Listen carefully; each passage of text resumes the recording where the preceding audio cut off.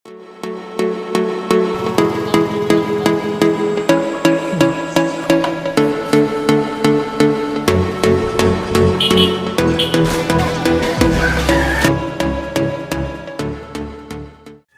magandang hapon guys. Meron tayo ngayong customer.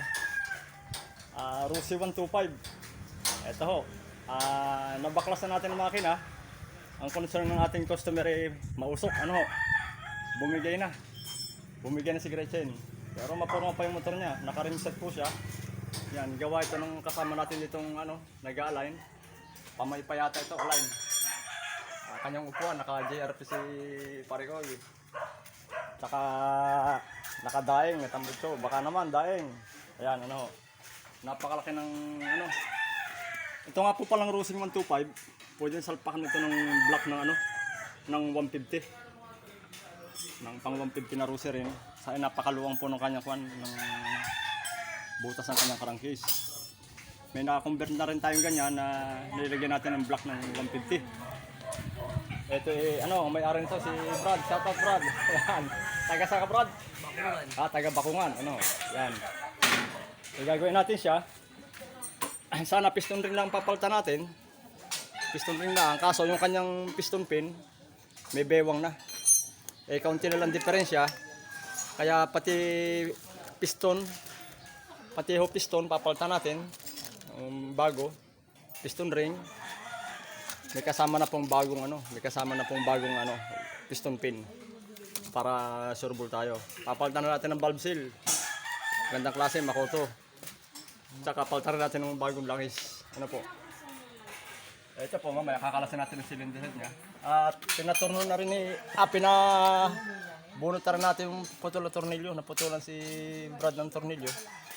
Pinabunot natin sa kapitbahay, nabunot naman.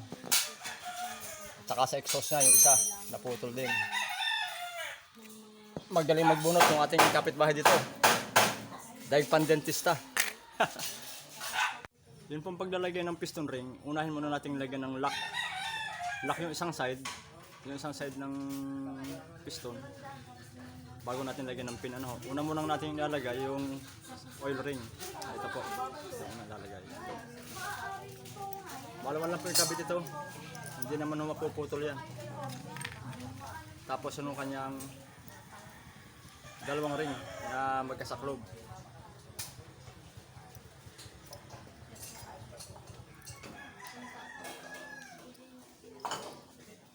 Yung pong dugsungan niya, pag huwag niyong pagtatapatin, yung clearance niya. magkabilang dulo po, magkabilang dulo.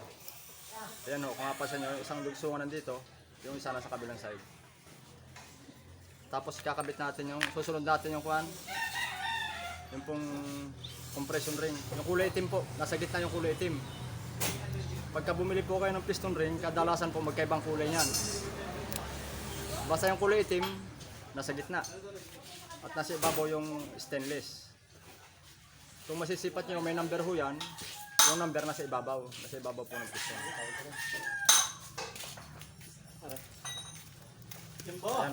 Magkahiwalay din po yan. Yan ang dugsungan yan.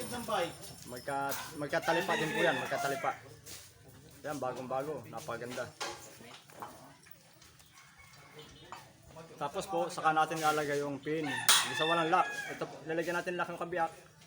Ang magkakaiba hong style ng mekaniko, iba doon na po dinediretso sa connecting rod. Ako po, sa block muna.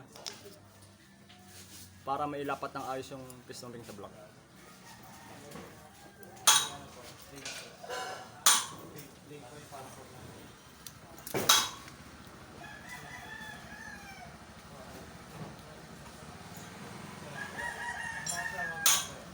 Ito na po, yan ang style ko. Sinasalpak ko na siya. Nasalpak na po. Siya nga po pala, bago natin ikabit dito yung block, siguro doon natin malinis yung pagkakabitan. Wala ho siyang putol na gasket na natitira, sapagkat sigurado tatagas yan pagka meron ng putol. Kaya dapat pag kami naputol na gasket, best palta na rin ang gasket. Pero kung wala naman putol, linisan lamang, pwede na po yun.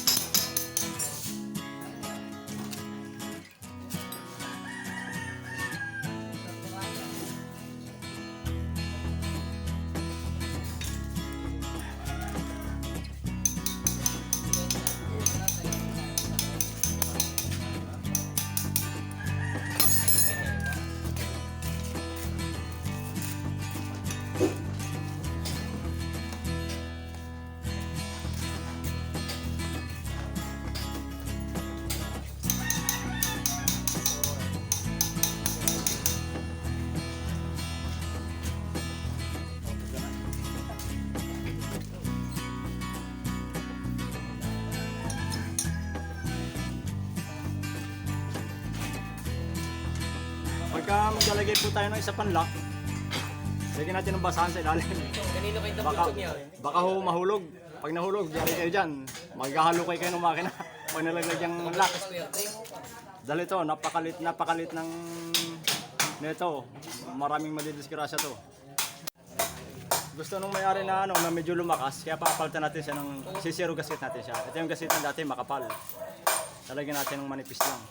Yung lata. Pan-TMX po ito, TMX 125. Hindi yun makautang. Ganyan ko ano. Kaya kung may ano din na yan. Hindi na nilagay ni Ron. Yung akin yung taas lang. Sok na sok po yung Pan-TMX na zero gasket. Kaya medyo tataas ang compression nito.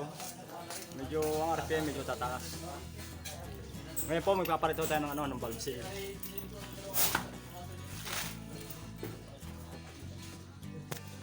Kaya sa pagkakalaso nitong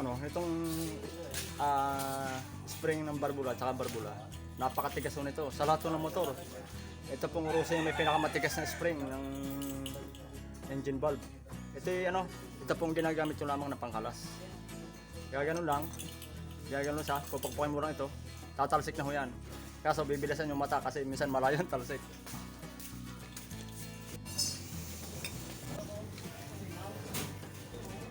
Bisa isang daan naman tayo. Bumalik. Lakas ng balik. Kakot ako siya. Ako na yung balik ng akin.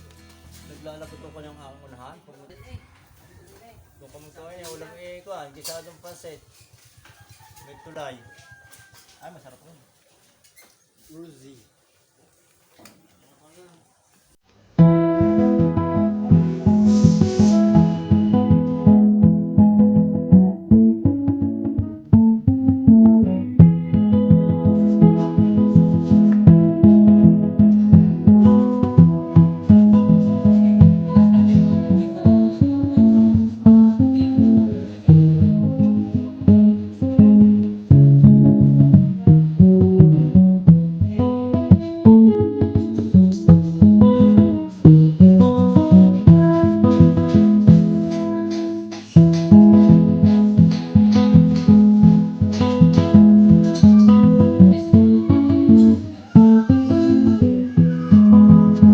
Wala tayong barina, kaya manumano tayo. Tatagayin natin to.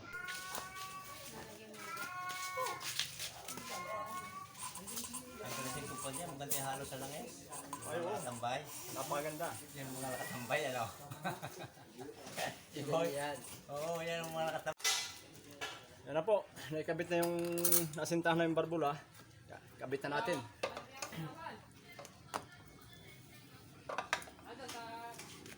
Sabihin natin mo eh. Siyempre po, kung paano natin kinalas, gano'n natin ibabalik. Hindi pwedeng may lumabis yan. Papagalitan tayo ng customer.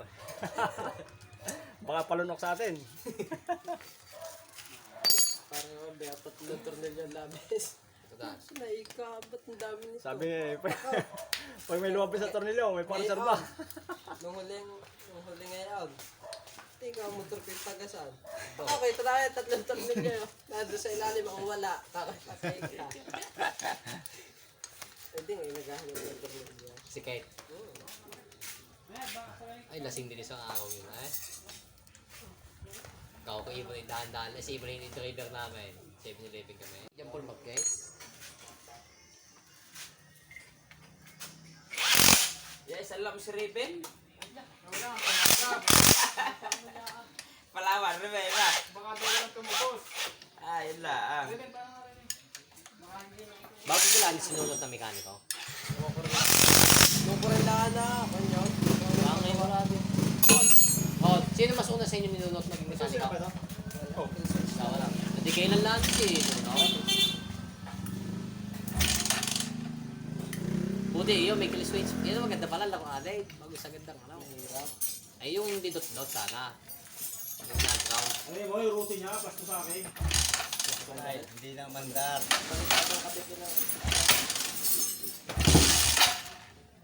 Andar?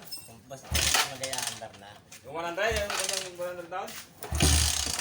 Sasabihin ko, magkano pustahan? Puntahan mo. Nilinisan ko yun eh. Huwag mo na sasabihin yung sinabi ko sa iyo. Sabihin mo yung Guys, okay na. Banda na yung ginawa natin Temex. Medyo makalasip pa lang siya. Babalikan natin sa isang araw at i-adjust ulit natin. Napakaingay, nagtambucho niya. Maingay, ang tambucho. Patay mo natin. Sa labas na natin papanda rin.